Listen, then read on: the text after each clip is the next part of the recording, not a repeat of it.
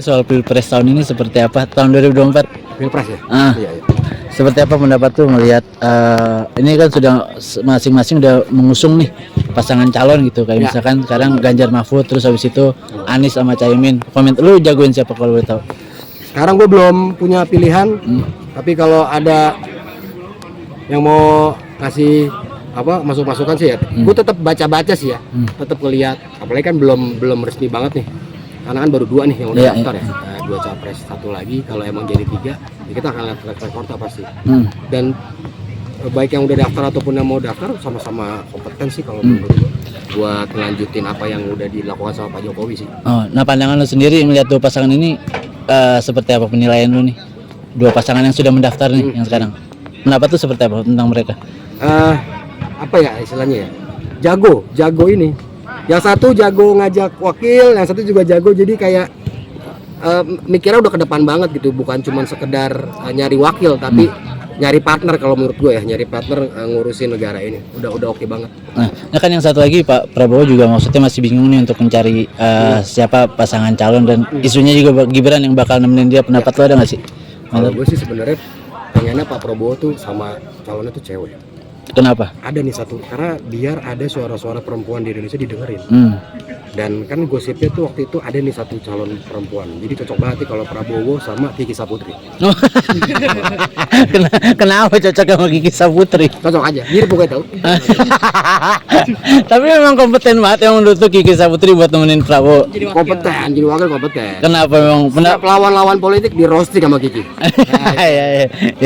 Jadi tapi maksudnya harapan lu buat Pilpres tahun 2024 seperti apa sih? Kan mungkin banyak banget nih kasus-kasus yang beda pilihan malah justru mereka berseteru atau mungkin berantem lah, itu pendapat tuh sebenarnya. Harapannya sih justru dari setiap capres dan cawapresnya yang bisa turun dan ngomong ke para pendukungnya. Karena sejauh ini gue lihat kayak kasus-kasus kemarin Pilpres Pilkada tuh, para jagoannya ini, maksudnya para calon-calon ini nggak ada yang ngasih pemberitahuan kalau kita nggak boleh ngomong gini ke lawan kita gitu-gitu.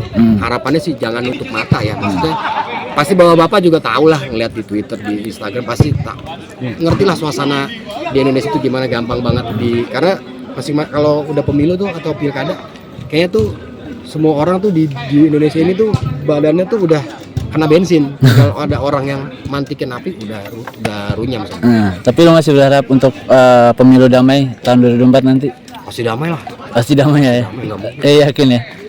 Yang pengen rusuh kan lebih sedikit daripada yang pengen damai. Oh. Bang Haji, sini kan anak-anak stand up juga di Twitter mulai rame tuh ngomongin yang soal kemarin kontroversi masalah putusan MK. Ya. Bang Haji sendiri mungkin Ada pandangan kah atau seberapa gimana komentarnya? Ini gue jujur aja ya, yang gini-gini tuh mau ngasih statement kadang tuh pengennya nggak ngasih statement tuh kayak nggak kemana-mana ujungnya. Iya, karena nggak bakal ada yang kita usul apa nggak bakal susah didengerin ya.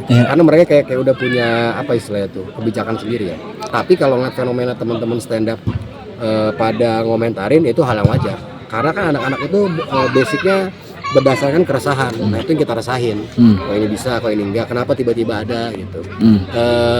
Ya gimana di dalamnya lingkaran politiknya sih kita nikmatin aja sebagai penonton sih.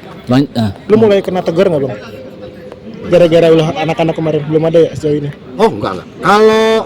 Kalau masalah tweet, masalah ucapan nggak pernah kena tegur. Tapi yang kriminal kayak kena bau gitu, terus Marcel gitu, pasti ditegur.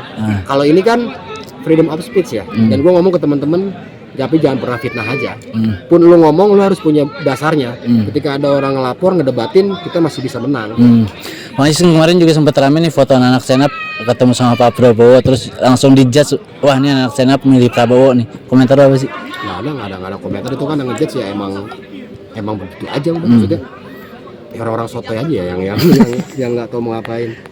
Bahkan gua ketemu sama orang-orang yang ketemu Pak Prabowo, obrolannya jauh dari ngebahas nanti milih saya, nggak ada gitu.